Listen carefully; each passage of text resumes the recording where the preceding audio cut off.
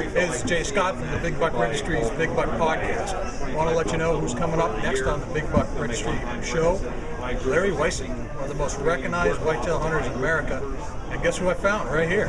Larry Weishuhn. What's up, Larry? Right here at Kidder Trading Post right. for their special sale day. And it's a pleasure to be with you, and I'm really looking forward to spending time with you on the farm. We're psyched to have you. So tune in with Larry Weishuhn coming up next on the Big Buck Registry's Big Buck Podcast. I don't always share my hunting spots, but when I do, it's at least 5 miles away. Stay hunting, my friends. Hey, it's Horny from the Horny Buck Seed Company. What you doing? I was wondering if you're going to plant any of that crop from the Horny Buck Seed Company. Because if you are, I'm going to swing by and eat it. Don't leave me hanging. Call me. Let me know. Big Buck Registry's Big Buck Podcast, episode number 65. The legend Larry Weishuhn and Trailing the Hunter's Moon.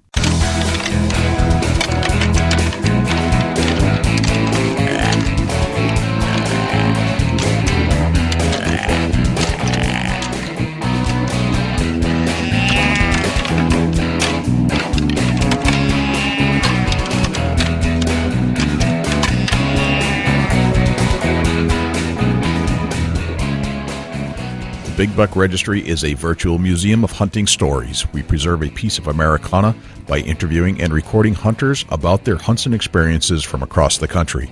And who knows, maybe we'll learn a thing or two along the way that'll help us take our hunt to the next level.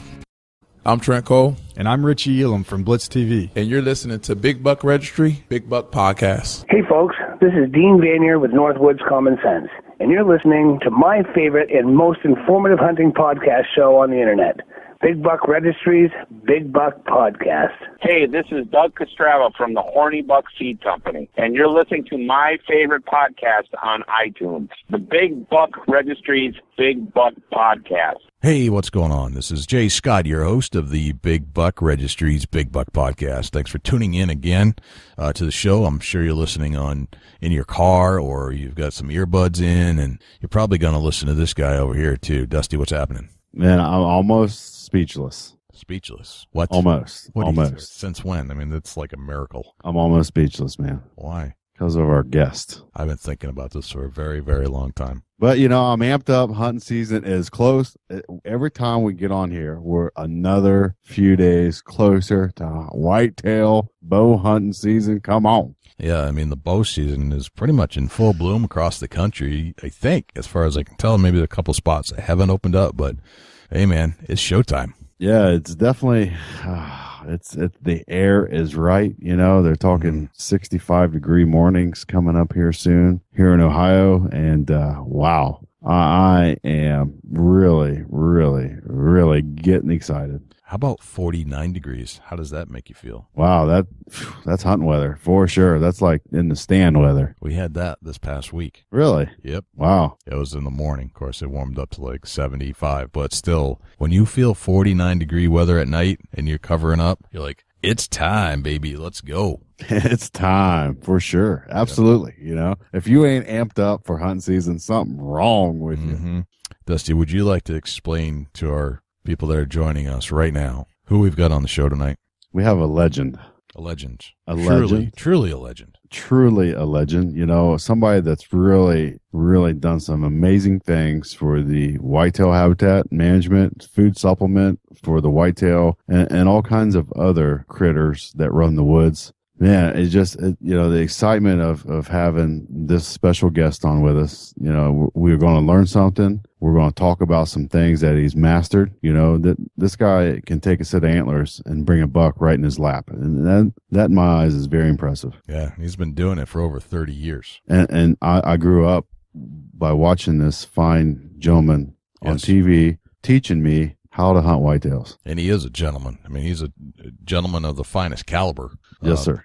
Yes, sir. He's right. Yeah, he's a great guy. Larry Weishuhn, he is joining us right here on the Big Buck Podcast. You know, Larry is a very polite, Yes. Very informative. Yes. And he knows what he's talking about when it comes to hunting. So knowledgeable. And Yes. man, I can just listen to him talk all day. Yeah, absolutely. And I'm tired of hearing you talk. So let's get on with the show with Larry. I'm with you. Larry Weishuhn, welcome to the Big Buck Registry's Big Buck Podcast. How are you, sir? Jay, I'm absolutely great. It was such a pleasure to, we kind of knew each other a little bit through Facebook and some other places and through reputations.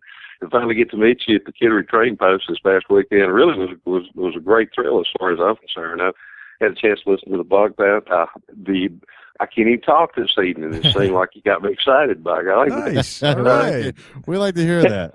I like that. But I had a chance to listen just a little bit, and so I know what you guys are about, and it's absolute pleasure and honor to be here with you, by golly. That's awesome. We're Awesome. always glad to have you're a legend to us, Larry, so we're glad to have you on the show and get Oh, my goodness. I know. Talk some hunting, and I had a great time meeting you at the Kittery Trading Post, too. I know that the Pigman was there, Brian Quaka, and he was doing some shows, too, and then I think there was a country and western singer upstairs that kind of booed us. We all had to go outside because he was taking up all the floor space. It is what it is, right? It is. Tom Miranda was there, too. Of course, Tom was probably, as far as I'm concerned, one of the most famous of the bow hunters there is in this world, and I feel very fortunate to call him an old friend. Tom and I have been friends probably 30-plus years. I've dealt with him numerous times on different TV shows going back to Whitetail Country and some of the others that we did. And then the years when I was with Thompson Center Arms, he produced our game trails and some of our other shows. And I've had a chance to hunt with Tom as well several times. So it's really great to see him up there. And it's been a while, I think, since he's been up in the Northeast. But just to spend time with him as well was kind of like old home week. And of course, that's kind of the way I feel about going up in that part of the country. Is I've been coming up there now for a bunch of years and get to see friends that you just kind of see every once in a while and kind of find out what they've been doing as far as bear hunting is in that part of the world, and as far as deer hunting and moose hunting. So it's an absolute pleasure being up there with you guys. That's cool. We like it when you guys come around. Dusty and I are hoping to get out and venture out to see your parts of the world too, because it's just so interesting to get out in the U.S. and see different parts and see how people live and thrive and all that kind of stuff. It is a little different down here.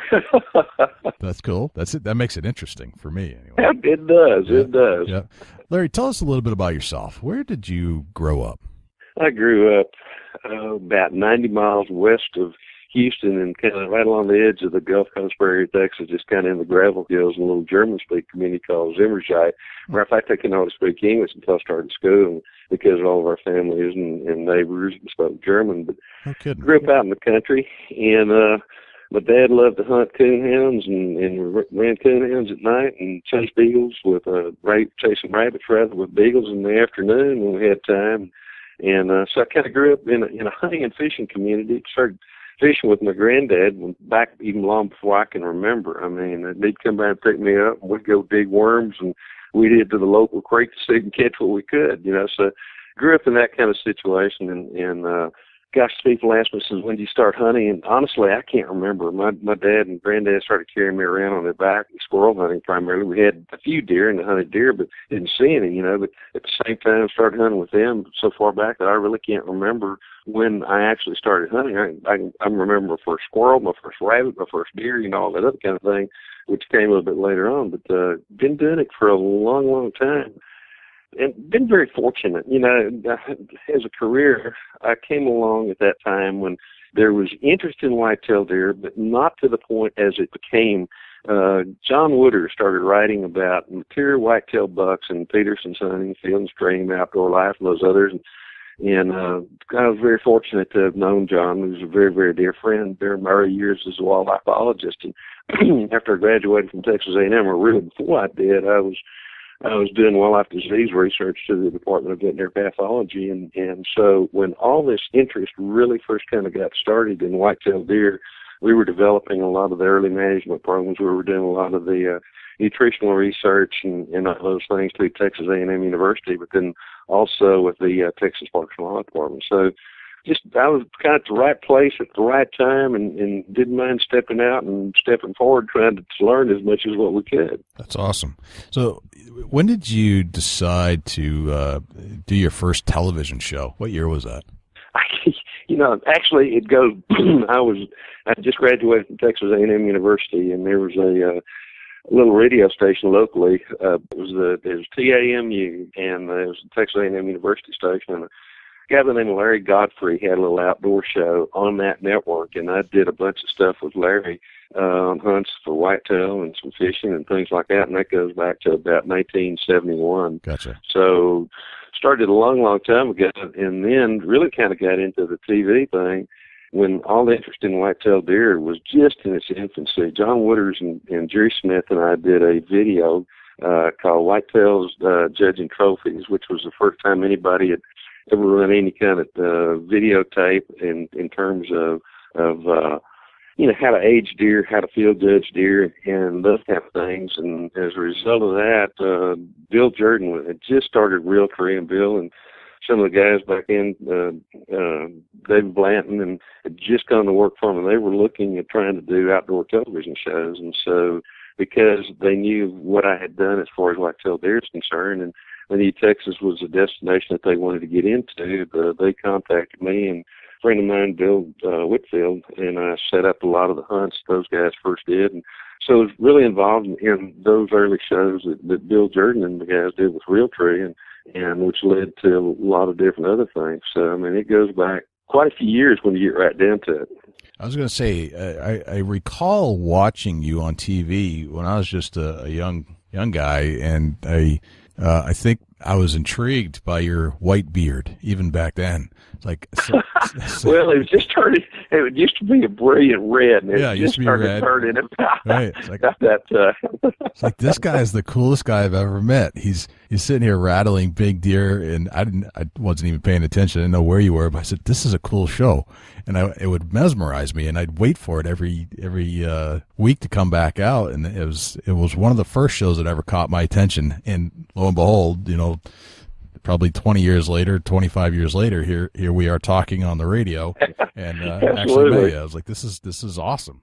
It is for me too. I'll tell you what. Again, timing is everything. I don't care whether you're hunting. If you're at the right place at the right time, and you can pull the trigger or release the arrow, things happen right. And that's just the way I was. I mean, I just happened to come along at that right time when the infancy, or it was in the infancy as far as whitetail deer interest is concerned, as we know it today. And Gotcha. Guys like John Wooders and we're starting to write about mature deer. Jerry Smith was a photographer, and for the first time, somebody beside Lenny LaRue had a cover on the whitetail deer on the cover of the different magazines, and it just so happens the photographs that Jerry was shooting down on the King Ranch showed some unbelievable deer. And so, you hear a lot of people like take credit for being the beginners of the whitetail revolution, kind of as we have seen it happen the last several years. But when you get right down to it, it was Jerry Smith photographing big whitetail deer and John Wooders writing about it. And then after that, guys like David Morris and North American Whitetail and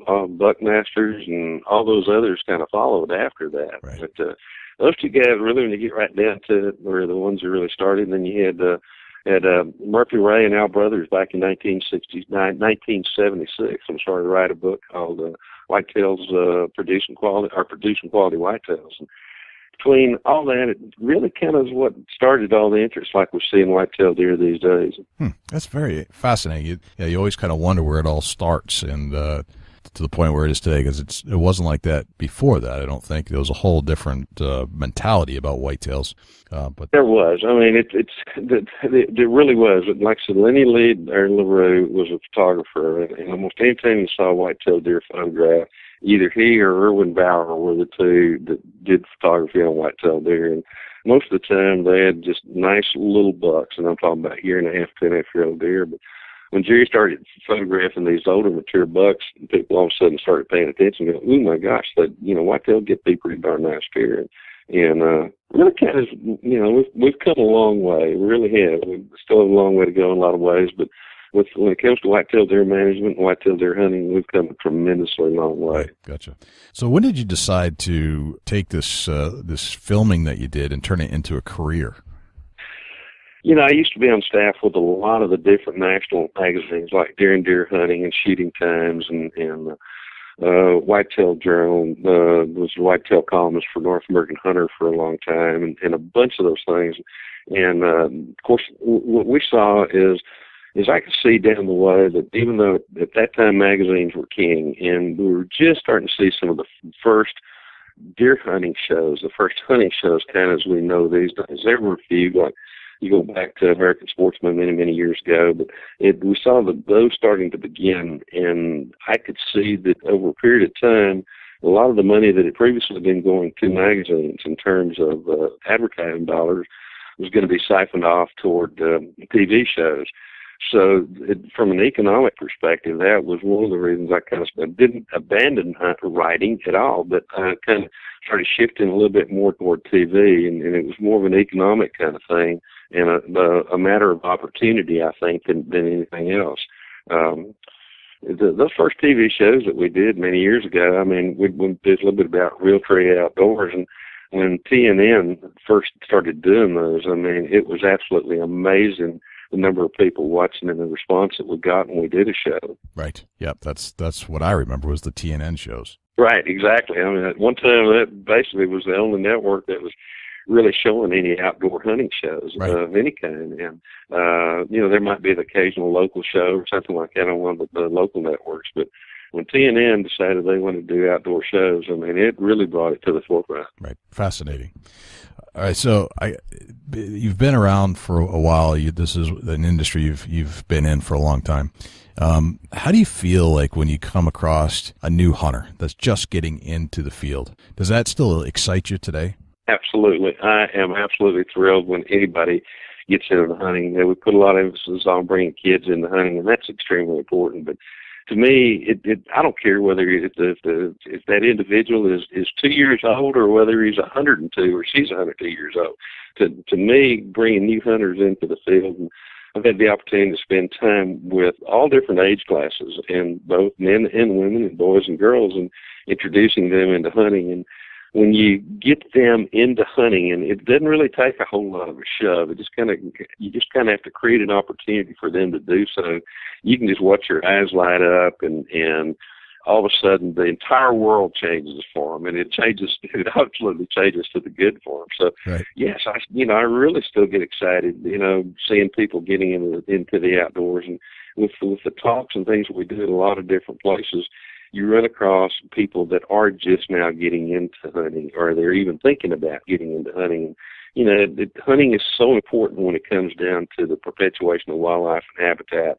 And if I can't imagine anybody that loves wildlife not being a hunter or a fisherman, because if it wasn't for them, we wouldn't have what we have these days. I mean, most all the animals are already be gone. So, hunting is important for a lot of different reasons. I think we all, as a human species, are pretty much hunters when you get right down to it.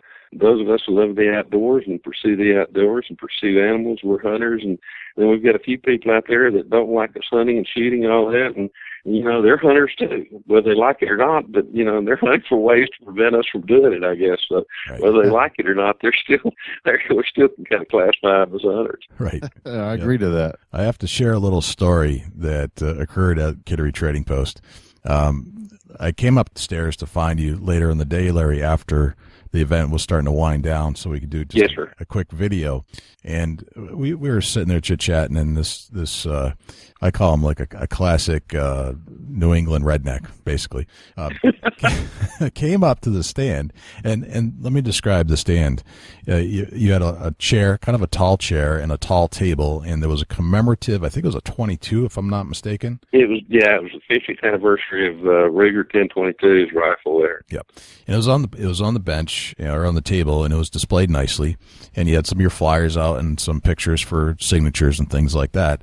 And the guy comes up and he says, "Hey, is this a raffle or something?" And I just started like snickering because he didn't quite understand what it was about, and he was trying to understand. And you said, "No, it's not. It's a commemorative rifle." And he said, "Well, what do you have to do to get it?" I said, "You have to write a check to get it." That's basically what she said. And that was bottom line, yeah. Bottom line. That was a perfect response. And then he says, "What are you, some kind of famous hunter or something?" And I was just, I mean, I was laughing on the inside so bad because, like, where has this guy been? Has he been living in a cave for the last 30 years? How is it possible that this guy has never seen Larry? So, but you handled it with so much delicacy because at the end, the guy came out and said, well, I'm just starting to get into hunting. And then you practically gave the guy a hug because you knew then that this guy was going to engage in something that you've loved for so long. And that was perfect. Well, it is, and like I said, hunting is important. It will be important in his life, but it's also extremely important in so many other people's lives, and probably more important than anything else is that perpetuation and management of the habitat that creates a livelihood and place for not just the game species that we hunt, but for the non-game species that we love to see and hear as well. So. How can you not want to give the guy a hug and say, welcome to the fold? Absolutely. Welcome to the family. I'm so glad you're here. Exactly. What can we do to help you? And that's what that event was. I mean, it was a celebration of all things hunting, but just to have some. It is, yes, sir. And he was not a young man. He was probably, mid-30s or so? I would think so, yes, sir. So to see, a 30-year-old man getting into the sport of hunting it's just tremendous. So that was awesome. It is. Yeah. I think Dusty wanted to pick your brain a little bit, Larry, about some game management techniques. Yeah, that probably won't take very long, but I'll try. Right. All right. I just want to pull out a few pointers for somebody that's trying to manage. Let's give an example of a 200-acre farm. Larry, what can they do to better their place to have a better herd? Keep the mature bucks in. You got any pointers that they can do to the land just to keep their herd healthy and obviously keep the mature bucks in the area? I'll tell you, keep a mature buck in the area. Mature bucks are like people. There's some of them that are roamers. There are some that are very sedentary. There's some that'll pick up and leave and come back, and some stay a long time. Some come back. The home ranges of mature bucks can be quite huge, and sometimes upwards to 10,000 acres or more when you get right down to it, in all different types of habitat. So sometimes trying to maintain that buck in one particular spot for any great length of time can be a little difficult. But at the same time, if you get in there and try to improve that habitat as much as you can, so there's adequate cover, adequate food, escape cover, the rut's going on if there are does in the area, to try to keep him there. So to me, one of the things that you can do in a lot of places, it just kind of depends. There's a lots of it depends answers to any question that you ask about wildlife management, and it really kind of depends upon what current habitat is and the practices around it as far as hunting is concerned and what everybody else has done. But one of the things that I think you can do regardless is to go within the interior, try to go into the middle part of that property and to try to make it as attractive to whitetail deer or any other game species or non-game species as possible by increasing the food. Now, that may mean doing some cutting to where if you got a heavy canopy to where more sunlight can penetrate down to the ground, to where you get all kinds of little undergrowth and things like that growing, and then even once that stuff starts growing up, going in and managing it so that you cut it in half. And other things you can do at the same time is if you have a mass-bearing tree, that whether it's an oak or a chestnut or anything that produces any kind of fruit or nut, is during the wintertime when things are really kind of bad, and even if there's snow on the ground, is look at this tree and look at the drip line, which is at the outermost reaches of the branches that are out there.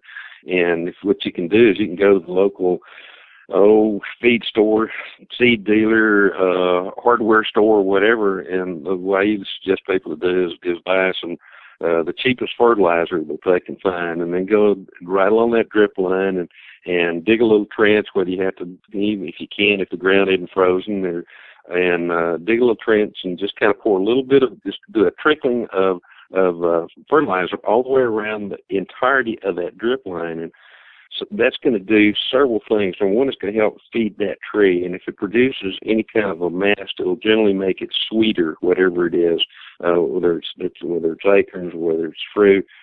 And at the same time, just beyond the edge of that drip line, you're gonna have influence on those other species, plants that are there, that are going to, again, make them not only more nutritious, but also more palatable. the interesting thing about white-tailed deer is that they have an innate ability to find the most nutritious part of any plant or the most nutritious food in a given area. It's something that's ingrained into them, and they're interesting because they're ruminants. They have 4 chambers to the stomach, just like a cow does. But a cow, when she reaches out and eats, she just wraps her tongue around everything and pulls everything in. That white-tailed deer has got a pointed muzzle, so it can reach in and grab the most nutritious part of the plant that's there. So anything that you can do to improve the nutrition, which in turn improves the palatability, is going to draw and hold those animals considerably longer or better than something that if you go in there and really kind of do nothing. So we've created our own little natural food plots, if you will, in some instances, and in certain areas where we've gone in and fertilized specific plants or just did a little food plot area, maybe not even really planting anything, but just putting out fertilizer and knocking the overstored vegetation down to where the sunlight can penetrate down to the ground. So it's little things like that you can do. In terms of hunting, you can provide that animal a little bit of a sanctuary. We've had places where we've had 200 acres or larger or smaller, and just designated a 3 or 4 acre area in the center of that place as nobody goes into it. It's just it's an area those animals can feel free. You don't hunt them, you don't disturb them, and a lot of times creating those little sanctuaries too makes a lot of difference in terms of being able to hold those deer in a place that's 200 acres or less. Right. That's awesome, Larry. That was a perfect answer. And, there's a lot of listeners that tune in that, these tips right here could take your hunt to the next level. And, and like I said, that was a very awesome answer. And it's something that we learned from, your drip line, that's your exterior limbs of your trees. Right. Take a little bit of fertilizer. Like you said, take the cheap, go in there and just, give it that little extra boost that'll make your trees that much different from the neighboring farms or the land around you. Possibly keep a mature buck or keep your does right there in your area. And, great answer to the question, Larry. That'll help out a lot. When we get we played around with that a lot of different places, not just, and we played around with it up in the Northeast and Midwest and the Southwest. So it's a pretty universal thing that works almost anywhere you go. Yeah, that's something that any average hunter can take to the woods and take advantage of that. That's simple and very thriving to work with great results for sure. When you get into food supplement, we come into a lot of winters get bad. Say we're in the Midwest, and up towards New Hampshire where Jay's at, we run into harsh winters, deep snow. Obviously in Texas, it's not quite as bad. You guys have been droughty and not had the tonnage as far as the greens on the ground. When we get in the Midwest, and I know you can cover every state on whitetails, what's something we can do to hold over as a supplement wintertime to keep the herd, the nutrition up, and we're not seeing death from cold, malnutrition? What's something that you can kind of cover a little bit on about keeping the deer nutrition through the winter months? I'll tell you what, it's a tough deal in some instances because it depends really on kind of what the state regulations are. Well, you guys have a very stressful period of time during the winter time. A lot of time we have a very stressful period of time here in late summer, and so and even late winter sometimes before we have green up. So we run into stress periods as well. Down here in Texas, we have the opportunity to do a lot of supplementations as far as full rations are concerned. The downside of that is, if not done properly, you pull animals into a specific area and you can have parasite problems. And if you do have a disease problem, it can spread that disease much quicker. So there are things there that can be positive but can also be negative. One of the things that we try to do more places than anything is, knowing that we're going to have various stress periods, is that we try to keep that population in tune of what that habitat can support at the worst of times.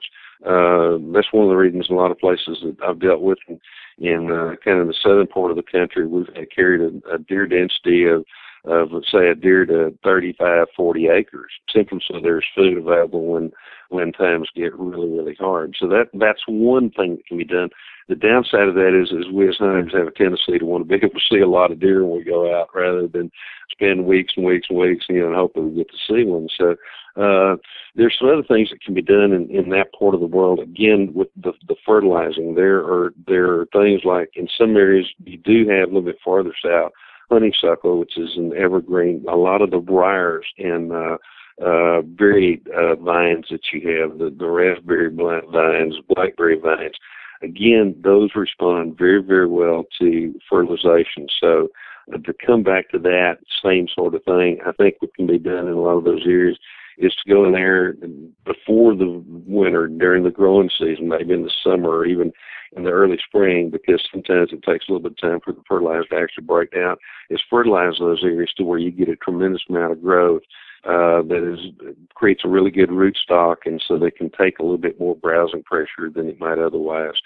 So I think that's one of the things that you can do. We played around with some of that in areas there in kind of central part of Maine where there had been some clear cutting and things. It's amazing what grows up, and what we did there is went in and created a situation where we did fertilize, and so we're able to keep animals in. The other thing that we did in some of those areas is in the wintertime, if you had some of the cedars that you have up there that are evergreens, you can go in and cut down limbs or half cut some of those to where there is food available. But to me, it still comes down to one of the very best things that you can do is to try to maintain that population at what that habitat can support when times get bad. And that's sometimes something we really don't want to do as hunters, because it just kind of knocks that population way, way down. Right, but the survival rate goes up if you manage your deer herd. Your survival rate's going to increase because of the nutrition that's available for the herd. Absolutely, and sometimes, as we have done down here, is what happens is the deer populations rebound much, much quicker than the habitat does. So, to me, if you go in and we've had some areas that I've dealt with scattered across the country where through permits issued by the state game departments that we shot a tremendous number of deer off in a year, knowing that it was going to be a really harsh winter when it started. And those animals that remain are in better health conditions as a result. They'll have a tendency to not only produce, twins at least, the does will, and occasionally some triplets, but they will have that opportunity for those fawns that are born to survive at least to be a year and a half or older deer in the future. Right, absolutely. You brought up a great point there, and I'm going to kind of pinpoint out some things that somebody in the Midwest or even more to the east a little bit, that the honeysuckle, it's often mowed down and sprayed and killed off. And hearing you talk about it, that's a huge mistake to get rid of that honeysuckle. It is. First to green and the last to lose its leaves. It's a huge supplement for the food source going into the winter for the whitetail, and it's often like you burn off or cut down, or it's so much tonnage there that can carry the deer on and have a healthy herd from the honeysuckle, and it's often overlooked. It is. We used to run a bunch of country for deer hunting there in the Midwest, in Illinois and Kentucky particularly, and had a lot of honeysuckle, and we depended very, very heavily on that honeysuckle as a winter food supply. And again, it's one of those plants that responds very well to any kind of supplementation. And to keep it from getting totally eating down, if we were doing any kind of clearing at all, we would we'd lay out a kind of a windrow across some of the honeysuckle so that you created it worked great for rabbits as well, because they kind of use that as a sanctuary too, and as did turkeys and when they were nesting, and some of the other birds too. But it also protected that honeysuckle from being totally eaten down in the ground. And the honeysuckle and a lot of the briars, the smilax or greenbrier, all those are really, really good winter food supplies. And if fertilized, there may not be a whole lot of leaves on it during the winter time, but those deer will eat a fair amount of those tender twigs that are on the end of it. And again, it's going to carry those animals through the winter time. Right. I'm going to ask you a question that I've heard quite often, and I want you to answer it because it's something you're going to recognize right away what the issue is. People come to me, a hunter, they say, Dusty, hey, I walk into the woods and all my trees, the leaves are burnt. They're gone. It seems like just the lower limbs, all the leaves are gone. Larry, can you answer the question what their issue is? Too many deer. That's exactly right. Too many deer. Anytime you see a browse line, and when you start seeing that, you know you're trying to carry too many deer in that area for what that habitat can support in the worst of times. I mean, that's regardless of where I am, whether I'm hunting or just driving through the countryside and looking, and I'm always, of course, interested in deer and other species that are out there as well. And I'm always looking to see if I can see any signs of browsing.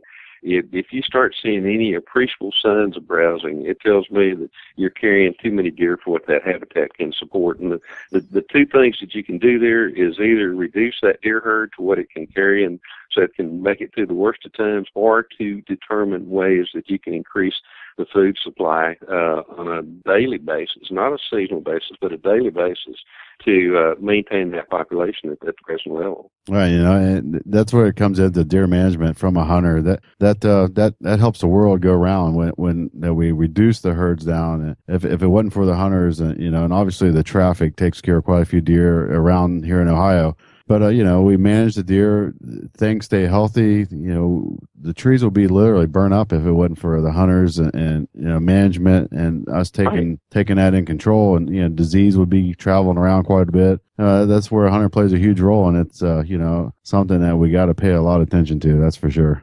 It is. I mean, you hear people talk about, the way things ought to be, than the way they were many, many years ago. They don't realize many, many years ago, when you go back, a lot of Ohio was a heavy canopied forest with a few birds living up on the top, and not a whole lot living underneath. And if you go back too and look at what the Indians did many, many years ago, they would go in and essentially burn areas. I mean, and just like in the Central Plains, a lot of the Indians there would burn huge expanses of prairie country, which encouraged green grass to bring back the buffalo. So, I mean, by doing that, we become managers.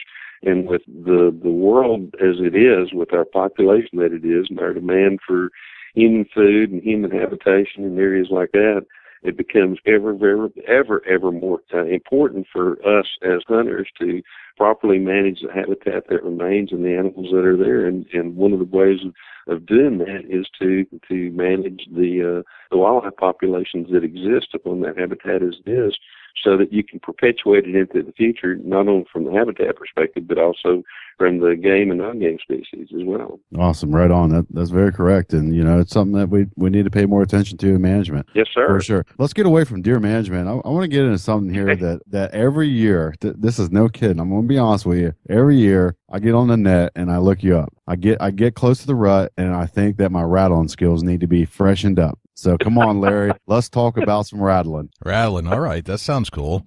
My first recollection, the first show I ever saw, Larry, was you rattling a big buck in Texas. So it gives me cold chills to think about. I know. Same here. I love it. Me too. Just remembered it. Oh, man. All right. Dusty, go ahead with some questions on rattling. Yeah, I mean, let's say we're getting close to the rut, where the bucks are starting to, they're starting to get excited. They're moving around more than they should in the daylight hours, and they're starting to check scrape lines and rub lines. And what is most hunters doing wrong when they're rattling? We're going to start out with the wrong things to do while you're rattling. Then we're going to work into the, I think one of the things that goes wrong when it comes to rattling, and there's no right way at times to rattle, and sometimes there's no wrong way to rattle because deer just respond. One of the things that happens most of the time that I hear is I'll talk to people about rattling, and they says, well, I tried it once or twice and it didn't work. Okay, you tried it once or twice and it didn't work. I've been on some of the best country in South Texas where there's as many bucks as are does, and I've gone a day or two and hitting horse together from daylight to dark and not had one come up. Yet the next day I go out, things really work. Also, and so I think one of the things is people don't try it often enough. It's a natural sound. If you do it, you're not going to scare the animals away like some people think you might. So, but I think the wrong side of it is not how they rattle. It's just that they'll rattle once or twice in a day and go, well, nothing came up, that ain't going to work. But it's interesting in the fact that, like I said, I've been on some really outstanding places where there were a lot of bucks in that time frame when the bucks, as you mentioned, just are starting to really move around. They're starting to look. They're starting to try to establish themselves within the herd. They're trying to set up somewhat of a little bit of hierarchy kind of thing. And some days you can hit the horse together and nothing happens, or you may hit the horse together. It may be a perfect morning. I mean, it is clear, it is cold, it's the right time of year. You hit the horse together, and the first thing in the morning, as soon as it gets good and light, nothing shows up, and you quit. But if you kept on trying, say, every half hour to an hour, you might be surprised that sometimes during that part of the day, and sometimes I've had more success in the middle part of the day rattling than I have either early morning or late afternoon.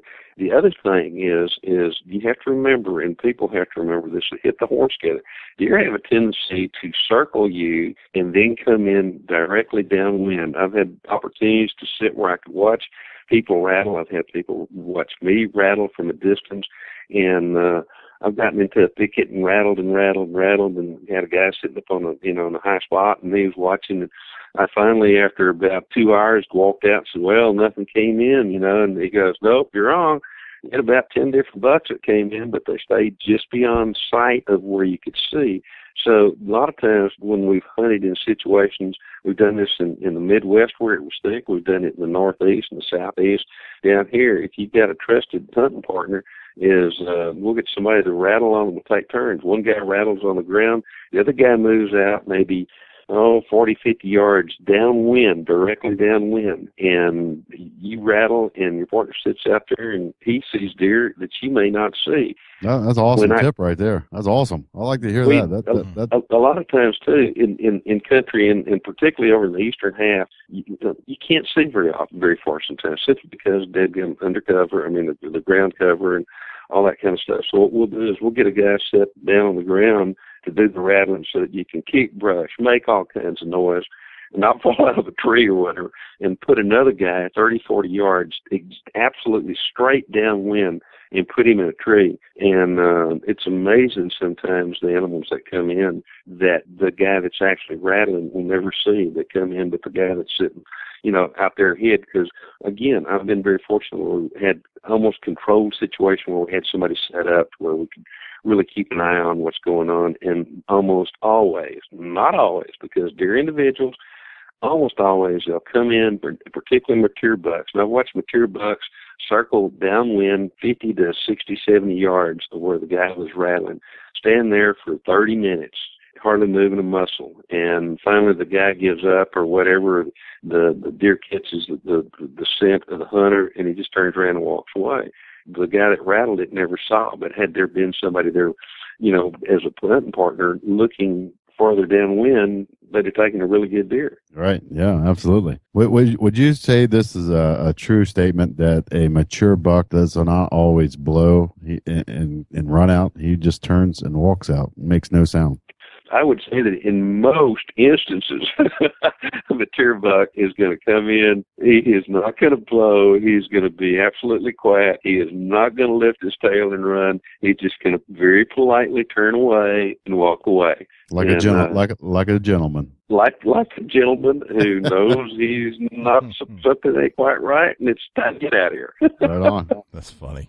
Larry, I think that's one of the best tips we've ever heard on the Big Buck podcast. Is that right? Yeah. Well, I'll tell you what, it has worked many, many times, and particularly in the eastern half of the U.S. where it's a little bit different than it is down here in South Texas. The one thing I do, regardless of wherever I rattle, and I've been fortunate to rattle up bucks in every area of North America where we've had whitetail deer, is when I set up, I work my way into this area, walk very slowly, grunt like a buck does during that time of year. A lot of times those bucks will walk along, they'll go, they'll take a few steps, look around, and go, walk into an area, set up, start rattling, and but when I do, I set up so that I've got shooting lanes to the left, to the right, quartering away from me, left and right. And a lot of times I really don't pay attention exactly downwind because I want to watch this animal come around me and hopefully he'll cross those shooting lanes to get directly downwind of me. Because once he gets directly downwind of me, I don't care what I have sprayed down with. I don't care what clothing I'm wearing. That buck's going to smell you. Right. And if he gets to that point, again, he probably won't blow. He'll probably just kind of politely just turn around and walk away, and and trying to not draw any attention to himself. Gotcha. Larry, I have to break this up just a little bit here, and this is a little off subject, but I just had this picture. This picture just came through my news feed on Facebook. You've been tagged in it by Joshua Gonzalez. I don't know who he is. My grandson. And he says, there's a picture of you in a kitchen. I assume it's your kitchen. And right. It says, about time this guy made some dang juice. We keep a running battle. He is a wildlife student here. He just graduated from high school, and he's getting ready to do some stuff with me on TV show thing. But he's a wildlife student here, and they just happened to stop by.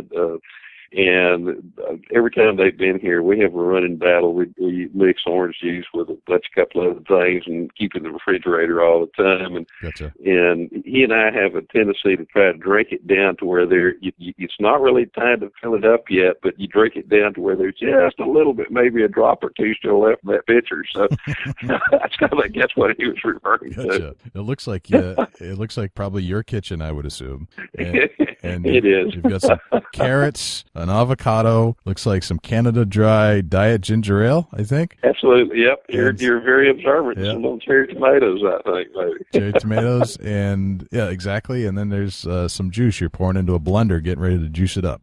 Absolutely. That's funny. All right, so I just had to make comment on that picture. It was such a good picture as we were sitting here doing the show. So let's get into a couple of memorable hunts, Larry. What are some of if you had to pick two hunts that were the best of your life, could you do that? Or are there just so many that are good? I can tell you one that no matter what, that will always stick out in my mind. It takes a little time to tell. It's the first whitetail deer I ever shot.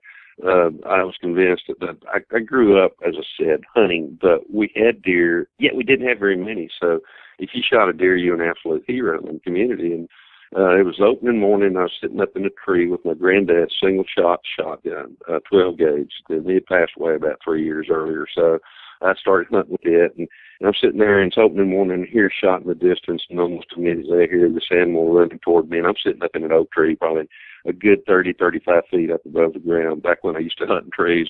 And I'm sitting there, and I look down, and oh, my God, here comes this world record whitetail. I mean, the biggest deer in the world, and he's running right down toward me, and very quickly I take a 12-gauge double-aught buck, put it in my mouth and between my teeth, and so I've got a second shot in case I need one. And the old shotgun was one of those. And really didn't have any sights, just had kind of a groove in the receiver and a little bitty bead on the front. And deer kind of hesitated just long enough underneath. I mean, my heart's beating so hard I can't hardly stand myself.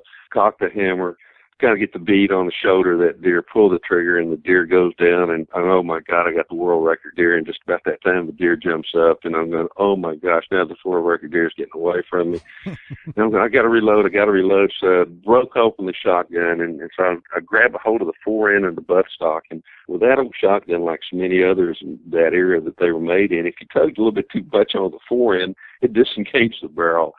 So I tugged a little bit too much, and all of a sudden I look down, and I'm watching this barrel just falling out of this tree going down the ground, and it hits the ground. And I'm sitting up there, and I got the buck stock in my right hand. I got the fore end, and in the left hand I got a double-up punch stuck in my mouth. And for several seconds, as this world record deer runs off, I almost jumped out of the tree, And thankfully, reason finally returned just a little bit, and I kind of half fell, half scrambled down the tree, ran down there and grabbed that barrel, and blew all the mud and dirt out of it, put it all back together, put that double-aught buck in there, and I am literally running in the direction of where this world record deer disappears to, and I'm looking way ahead, and I fall over something, and I turn around, and here's this world record white-tailed deer laying dead.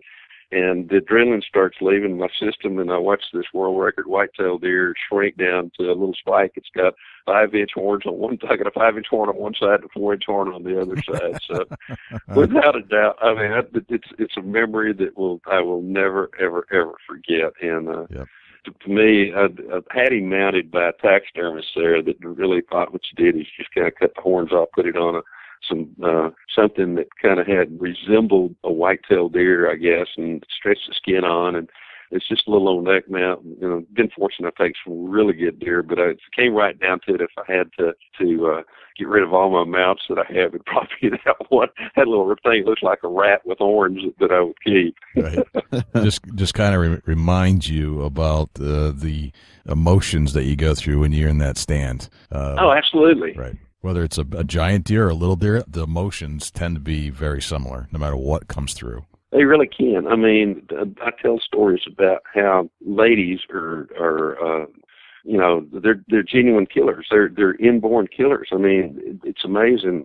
The human female species, for the most part, does not get excited when they shoot a deer until after it's all over with. You know, you put that same big white-tailed deer, a big other animal out in front of a male, and I've guided a lot of men and women, and the deer standing there, whatever, standing right out in front of you, and the guy closes his eyes, pulls the trigger, and he shoots about 40, 50 yards on either side of the deer. That's so and you true. put that same big deer out there, and the lady, he says, "Ma'am, that's a pretty good deer," and she goes, "The one that's got all that stuff on its head, and you go, "Yes, ma'am, that'd be the one." Bang, deer goes down.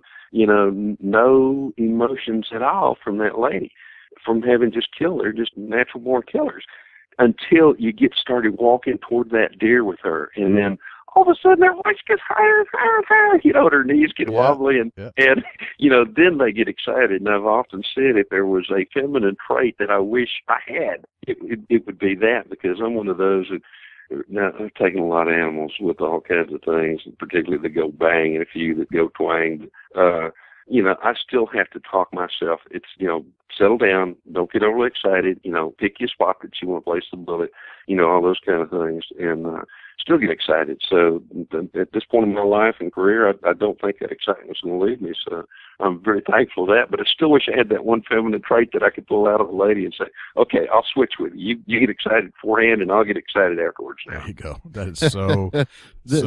Hold on, Jed. Did we just hear Larry say he wish he had a feminine trait?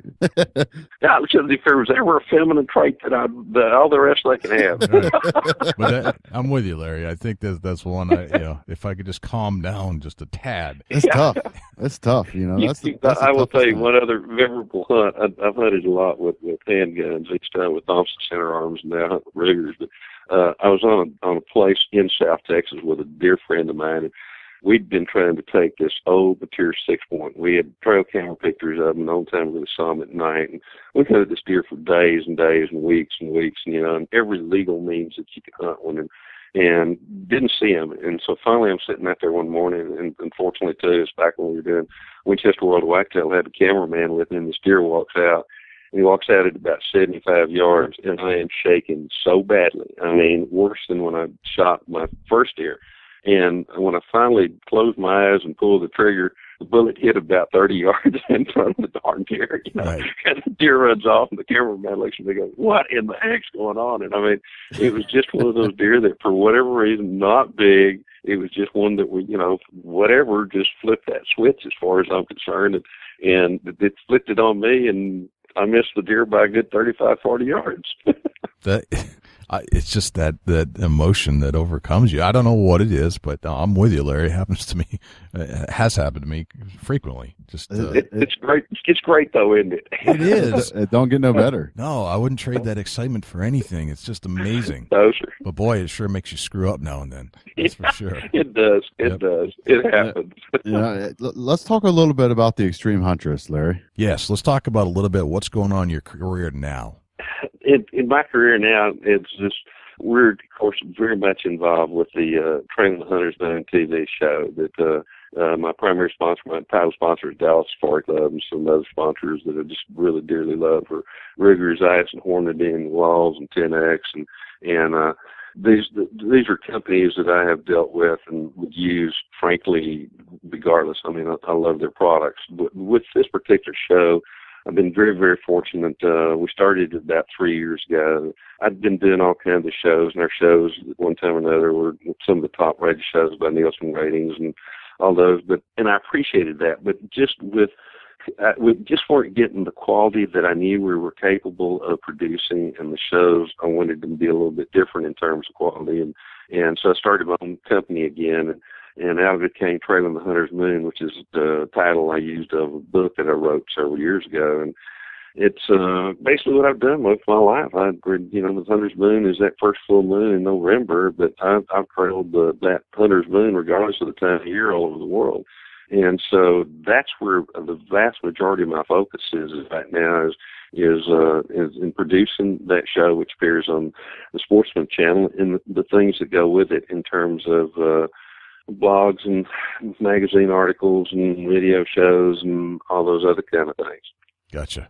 And how about the huntress competition? The extreme hunting competition. I was going to come back to that. Tom Opry came up with this several years ago, and fortunately, I've been involved as a judge for the last several years. The last 2 years, we've really kind of stepped that up in that last year we had 4 ladies that were chosen out of a tremendous number of ladies that were brought to the 777 Ranch, put them through some ungodly paces, including biathlons when it was 105 degrees in the middle part of the day, running through the brush with snakes and ticks and all those other kind of things, and all kinds of different skill sets, everything having to do with that you can imagine with rifles, from long range to charging animals to everything kind of in between, field judging whitetail deer, and it really kind of stepped it up a notch. And then this year, the year that we have not yet decided, the judges have turned in their scores, but there's still a little bit of the contest to be determined by the people out there. We had 6 entrants, or 6 finalists, let me say. We had, I think, over 200 entrants from all over the world. But we had a lady from Texas. We had a lady from Wyoming, another one from up in Canada, up in British Columbia, and then a lady from Sweden, one from Australia, and one from South Africa.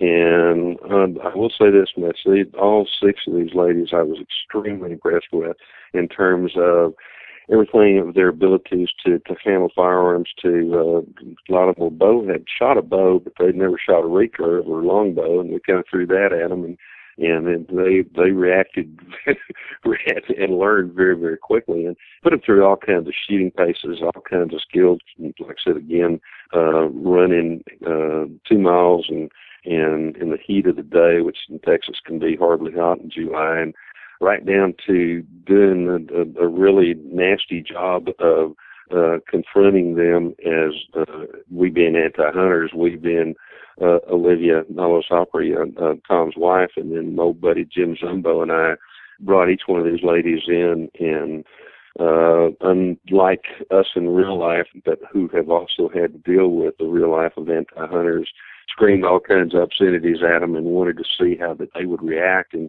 I have to say that all 6 of the ladies reacted absolutely wonderfully. I mean, usually you do this kind of competition or a competition like this, and there's a vast difference between your top score and your bottom score. And I'll be very open with you. There were very, very few points between the lady I ranked number 1 as compared to the lady I ranked number 6. So, and I know that probably Jim and Olivia probably looked at it differently. So this is going to be one of those, it has been one of those competitions from the physical aspect of it. Voting is still open, I think starts now October 1, and then we will make the announcement of the winner. And among other things, she'll receive a bronze from my sculpting partner and World Forge, I'm sure world greatest sculptor, wildlife sculptor, Mark James, is put together, and that announcement will be made on the Friday night of the Dallas Safari Club convention, which is held, of course, in Dallas, and I think this year on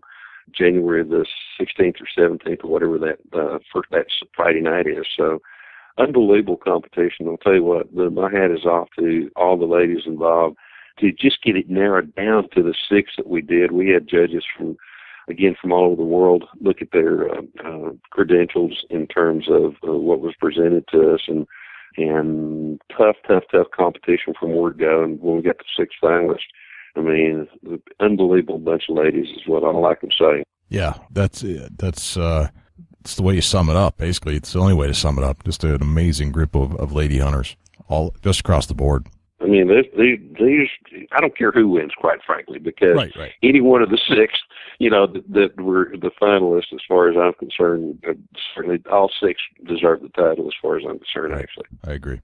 I promised Jay Fish that I'd ask you the question about your opinion about the Johnny King buck. Where do you think that belongs? I'll tell you what, I've had an opportunity to look at thanks to Jay showing me the antlers, and I saw him not long after he got them. It's an interesting thing. Among other things, I'm a professional member of the Boone and Crockett Club, and it's the scoring system by which we have gone forever. personally, I would love to see this deer be scored in front of a committee to see, so that you had several opinions involved. I'm not sure what all has happened to take it to the state to where it is now, but the way I look at things, I'm all for the animal. To me, the perfect record book would list the animal owned by it rather than taken by it. So, right. I would love to see this. I'd love to see this rack be scored back by a committee of Boone and Crockett to see. Let them finally determine as a group where this animal should rank or if he should rank within Boone and Crockett. Gotcha. All right. I have a bunch of questions on Facebook from our fans that are fans of yours as well that have sent in some questions. I'd like to run down through those with you, Larry, if that's Absolutely. Cool. Yep. Yes, sir. All right. So Jeff Job, his question is, he wants to know if he can have your job.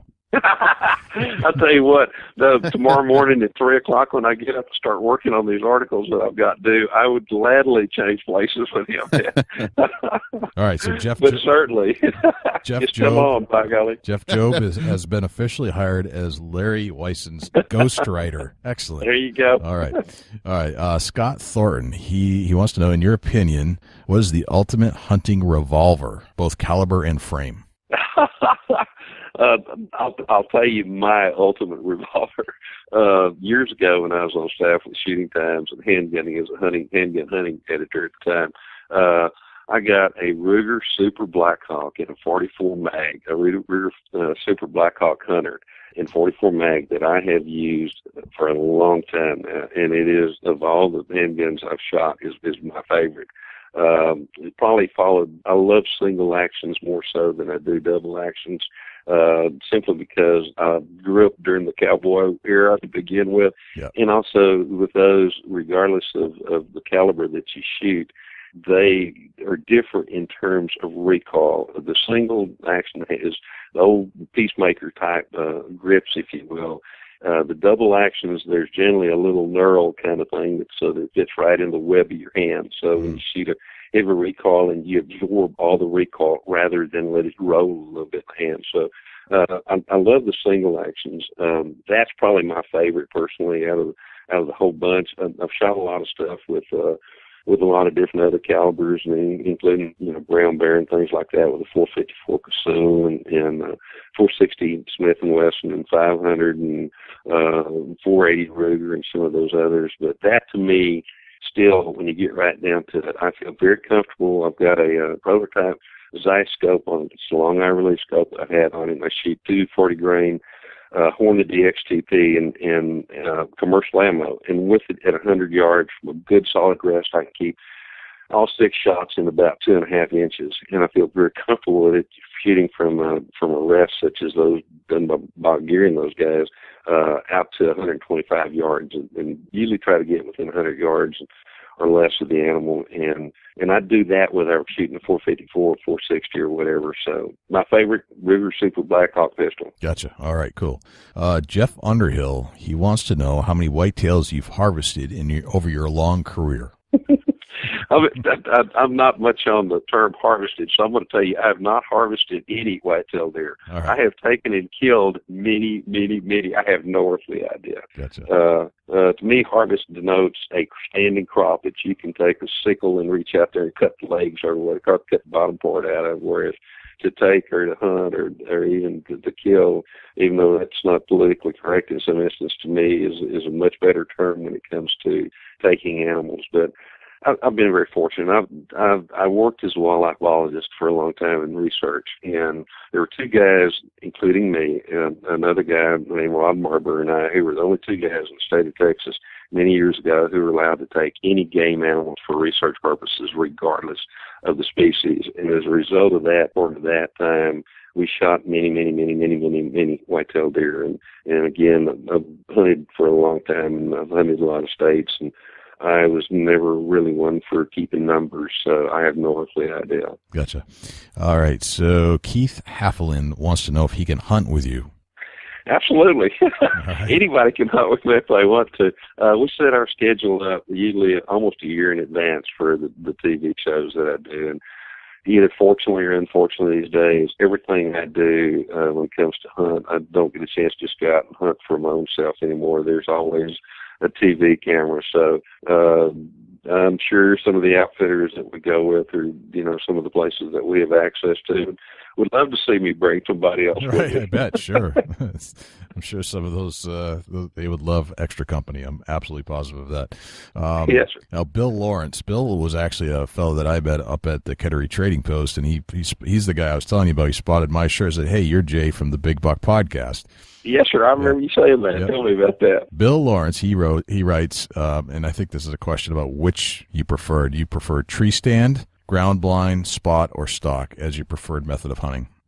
Spot and stock by far. I have not hunted out of a raised or elevated blind or a tree in many years now, and so I prefer hunting on the ground. I do a lot of spot and stock where I possibly can, or a version of it. I have developed a stalking shield with through nature blinds that I've used a lot of different places. Kind of looks like their tree stand that looks just like a tree. But so I hunt off the ground.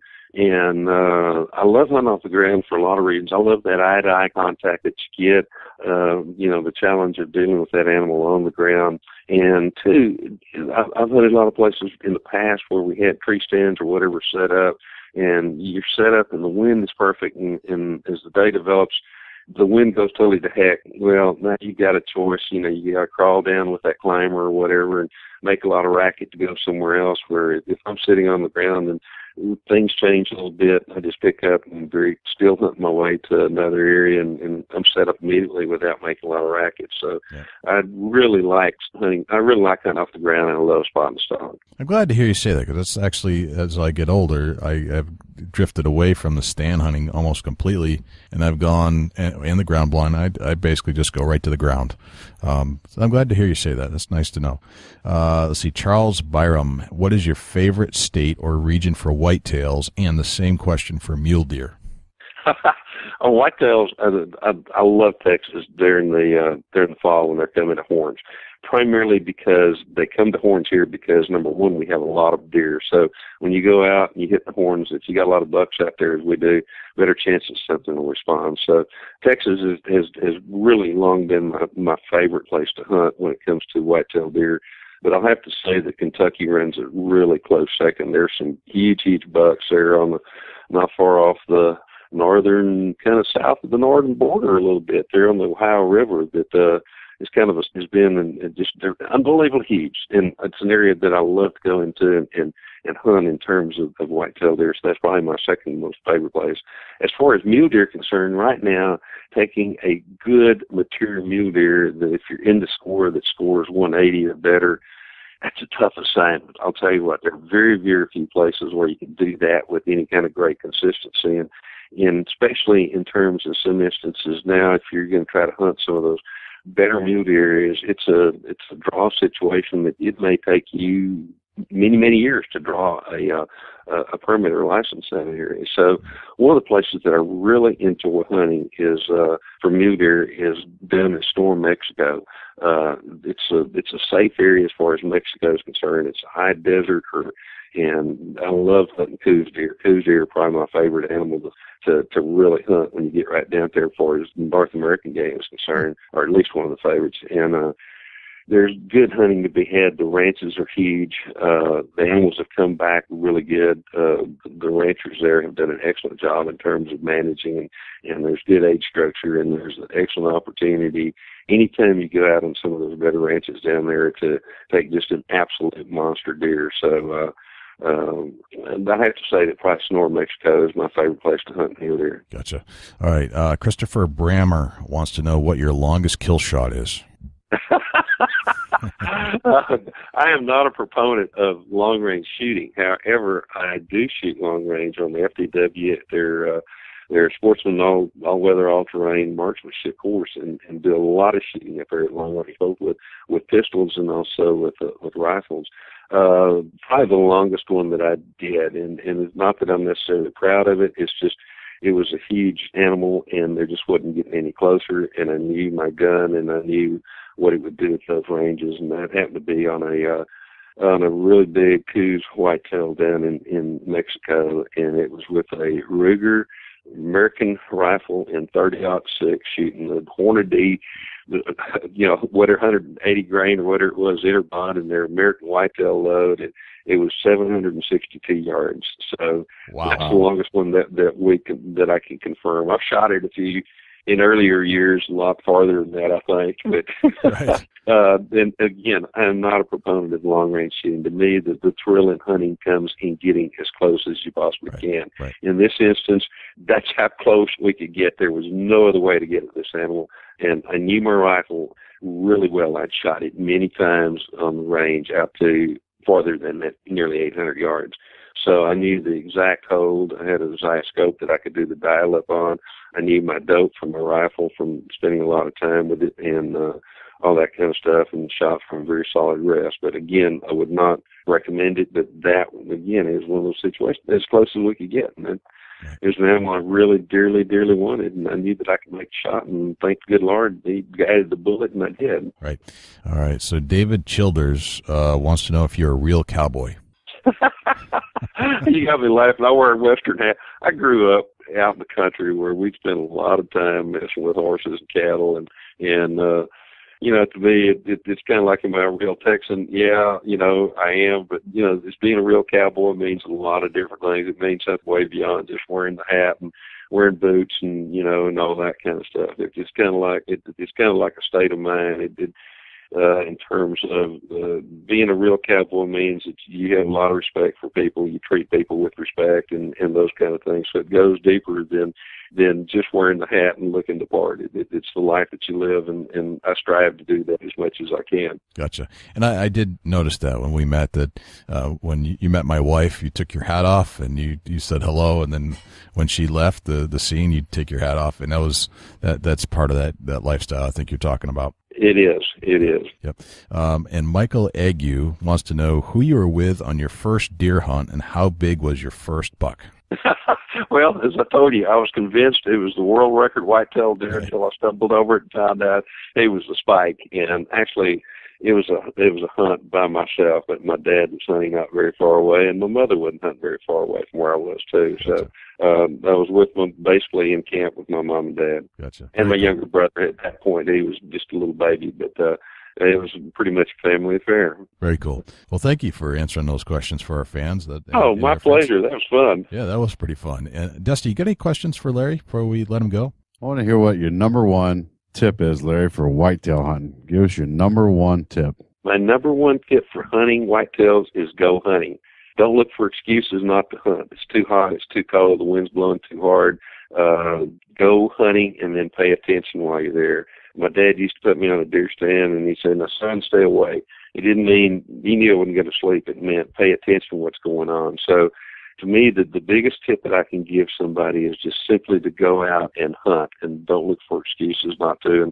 And while you're hunting, pay attention to what's going on around you. Awesome tip. Love that tip. Larry, how can we reach you, or how can the fans reach you or reach out to you? What Facebook pages, stuff like that? Probably the best way, I've got a Facebook page called Trailing the Hunter's Moon, and they can reach me there and by going on Facebook. And I can't remember the numbers, but if they look for Trailing the Hunter's Moon, they'll find it. Or one of the easier ways to do that is I've got a website. It's www.trailingthehuntersmoon.com, and they can go there, and there's a link so they can send me an email, and if they'll email me, I will do my best to respond. And I ask their indulgence if they don't hear from me for just a little bit, because it simply means we're in an area where there is no internet connection. But probably the easiest and best way is to go to that website, trailingthehuntersmoon.com, and getting in touch with me through that. Got it. All right, we'll put that in our show notes and make sure we have a big prominent link right to it. You got it. Larry, this has been a pleasure, and thank you so much for joining us on the Big Buck Podcast.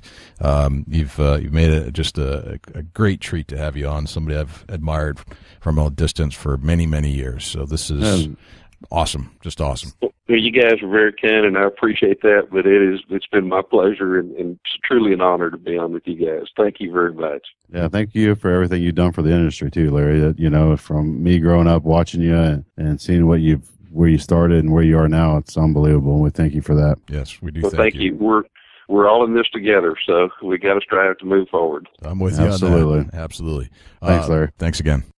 Well, Dusty, that was probably one of our pinnacle shows of all shows. I'm honored to be on the other end as the co-host of the Big Buck Registry, Big Buck Podcast, and be able to talk with Larry. And we pulled some information out of Larry that some may never heard of. The rattling that gave me cold chills. That we had Larry right here telling us about his technique is rattling and giving us the boost in our confidence of rattling. Use it. Don't use it twice and quit. Don't, keep going with it. There's always that potential that that big buck is right around the corner, and that one more rattle sequence would get him in your lap just like it did for him many, many times. I mean, he's a proven fact that rattling does work. I love the tip that he gave, so it makes me want to buddy hunt now. Right, agreed. Just mix it up. We can both rattle and then go down 50 yards downwind, I think he said. Right, yeah. Just a mature buck's going to find that downwind zone and try to pick you out, and that's what they do. He's a fact. It's factual right there. That's very factual information. Yeah, I mean, that he talked about. He observed that. Not only people observing him, but he's observed that same situation over and over. So. Just apply that to your deer woods. That's bring a buddy, get some rattlesticks, rattle whatever, and put one guy 50 yards downwind. See what happens. Yeah, absolutely. And take advantage of rattling. When the rut is here, they're looking for that activity. Right. It's a natural sound. He said, walk in the woods with a grunt. Use a grunt call walking in. Get into that area that you normally wouldn't. I'm not saying go dead nuts in their bedding area and start rattling. No. That's not what I'm telling you. But get close to the bedding area. Get close to the periphery. Yeah, the perimeter. Perimeter. Get in there and get close to the sanctuary and do some rattling. Right. Take a chance. If you don't take that chance, like he said, you're not gonna kill the buck. Right. You gotta take the chance. You gotta be out there. You gotta do trial and error with your rattling. Yep. You gotta go. You have to hunt. No excuses. Absolutely. And always try the rattle. Yeah. Why not? There's no such thing as failure when you're rattling. Right. May not see it, but maybe try the buddy system. Yeah, exactly. Yep. Absolutely. That was awesome to hear Larry tell us that. Wow, Jay, I felt it really it made it set in that what we're doing on the Big Buck Registry, Big Buck Podcast is, some awesome things for not only us, but our listeners. And we appreciate you guys tuning in with us here weekly. And we tell you every week that we're going to bring the best and the most informative podcast that you'll ever hear. Yep. And we're striving to do that. We're bringing the best guests we can possibly bring so that you can learn a little bit more to help bring your deer hunt to the next level. And absolutely. That's what we're trying to do here. Not only for ourselves, but for you too. So absolutely. Thanks again to Larry for joining us, and hopefully we'll see him on the road as we hit our road show after hunting season and connect with him somewhere at some show in the country. Oh, yeah. I think we will. Yeah, and I'd love to have him back on the show at some point. Absolutely, and thanks again, Larry. We really enjoyed you and appreciate you taking time out of your day to connect with us and talk a little bit about hunting. Absolutely. Loved it. Dusty, what do we have for the Chubby Times tip of the week this week? If you invented something that you wanted to, it's kind of a mental thought. Say you're trying to work on a deer mantle on your own, or you're trying to work on some kind of stump lick, or don't be scared to try it. Okay. Take new products to the woods. Take them off to the side where you may not hunt quite often, just in case it's a spooker. Gotcha. But don't be afraid to take your own products to the woods and try them out on your herd. Trial and error is success in the long run. You'll find new things that work and things that don't. Is that what you're saying? Yes, sir. I like it. I like that a lot. Don't be afraid. Absolutely. Don't get stuck in that rut or the traditional sense where you're just stuck on one thing. Right, absolutely. It may just be that one thing that you haven't tried because you were scared or you didn't think that it would work, but you still need to try it. It may be that one thing that gets you to where you can kill your mature buck right on your stuff, your product, right there in the woods. Right. You got to try it. Good point. Very good point. Awesome. All right, man. How do we reach you? Facebook.com, or let me say that again, Facebook.com/Chubby Tines Outdoors. Dusty Huntneck, right there on Facebook. Look me up, check me out, shoot me a message. You want to talk? Let's talk. Jay, how can they get with you at the Big Buck Registry? The Big Buck Registry. It's a long story, Dusty. Oh, boy. But I'm going to tell it to you anyway. Let's hear it. Okay. I'm ready. start with the Facebook page, facebook.com/Big Buck Registry. Then we jump over to Twitter, twitter.com/Big Buck Registry. Jump over to YouTube, youtube.com/Big Buck Registry. You want to reach out to us on our Facebook page or our regular page. If you want to reach out to us on our regular website, it's www.bigbuckregistry.com. You want to give us a call and give us some feedback about this show, which we would greatly appreciate, 724-613-2825. Or if you just want to reach out and give us a call because you want to be on the show or whatever, that'd be great. You can also listen to our other shows on iTunes by going to www.bigbuckregistry.com/iTunes. So if you have any kind of Apple device, or if you don't have an Apple device, a better place to listen would be www.bigbuckregistry.com/Stitcher. That's STITCHER. We'd love to have your reviews. If you could, go to either one of those places, leave a 5-star review, subscribe to the show. That's what we'd really like to see. And if you'd like to submit a picture to the Big Buck Registry to be on our Big Buck Wall of Fame, I should say, go to www.bigbuckregistry.com/mybuck. And lastly, if you'd like to do a share for share as part of the Big Buck Registry Share for Share program, meaning that we share each other's Facebook page on our page, go to www.bigbuckregistry.com/S4S. There, I'm done. Wow. Ooh, man. Big Buck Registry. You know, I don't even write that down anymore. It's just right here. You're on it. It's right on my noggin. Right on the top. You're on it. You are so on it. You know, if you got somebody that you want us to talk with on the Big Buck Registry, Big Buck Podcast, yes, please shoot a message in, and email, either or. Get with us on it, and maybe we can. We'll try our best to reach out to who you want to hear on the podcast. Yep. And this is not confirmed yet, but I believe we're going down under for the next show, Dusty. We're going down under, mate. Aye, mate. Going down to Australia. We've got a fellow by the name of Shaggy who's going to join us on the show, and he is actually a big bow hunter in Australia. And get this, he hunts wild donkey. Craziness. We're going to touch on some subjects we've never touched on before. We're throwing in a change up. This is the change up. It should be very interesting. And mate, we're going to check him out. We're going to get some information on hunting places that you may have never been or never knew that they hunted. Since I've friended Shaggy on Facebook, every other day he's basically he says having some tea and goat. Nice. On the Barbie. Some goat cheese? No, just goat. Real goat. No goat cheese. Just goat.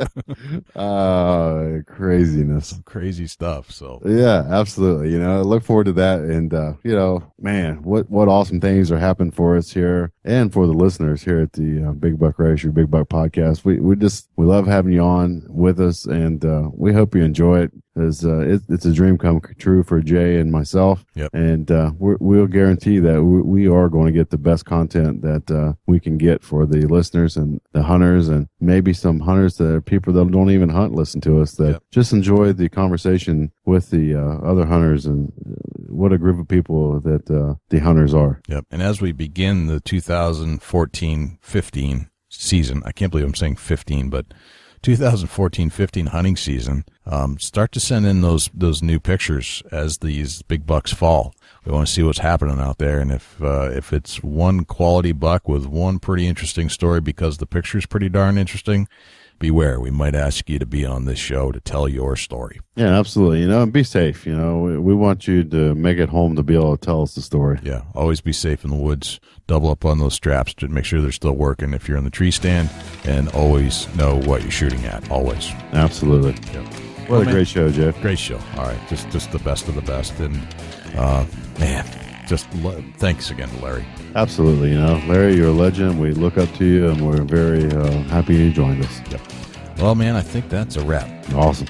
It's Jay Scott. And I'm Dusty Phillips. And this is the Big Buck Registry's Big Buck Podcast. See you next week. Can't wait.